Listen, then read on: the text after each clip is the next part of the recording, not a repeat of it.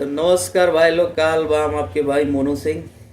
तो आज हम आए हैं खेसारी भैया के बारे में बातचीत करने। माननीय भूतपूर्व विधायक जो बनते बनते रह गए।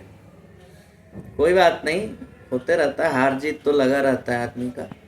लेकिन हमारा कहना यही है सिर्फ कि आपने जो वादे किए छपरा की जनता को, जो छपरा की जनता ने आपको इतना सारा लगभग 80,000 वोट दिया है, तो आगे का 5 साल आप छपरा की जनता को दीजिए और छपरा की जनता के लिए कुछ करिए। सबसे बड़ा मुद्दा आप उठाए थे नाले का मुद्दा वहाँ का, तो कृपया करके भैया, नाला तो आप बोले थे कि हम अपना पैसा लगा के भी नाला को ठीक करा देंगे। तो हमारा कहना है कि आप वहाँ का जो नाला का प्रॉब्लम है वो आप अपना पैसा लगा के भी ठीक करवा दीजिए। इससे क्या होगा ना कि अगले चुनाव में ना आपको बोलने की कोई ज़रूरत नहीं पड़ेगी, ऐसे ही वोट आपको मिल जाएगा और आप जीत जाइएगा।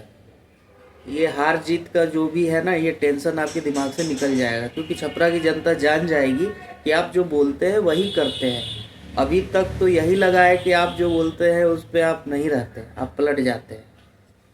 तो और दूसरी चीज़ ये कि आप इतनी बार लाइव आ जाते हैं, इतनी बार इतनी सारी चीज़ों के लिए लाइव आ जाते हैं, एक बार लाइव आकर आप राम मंदिर के ऊपर जो टिप्पणी की है उसके लिए एक छोटा सा माफ़ी मांग लीजिए पब्लिकली, ताकि पब्लिक को लगे कि नहीं, आपको उस चीज़ का पछतावा है।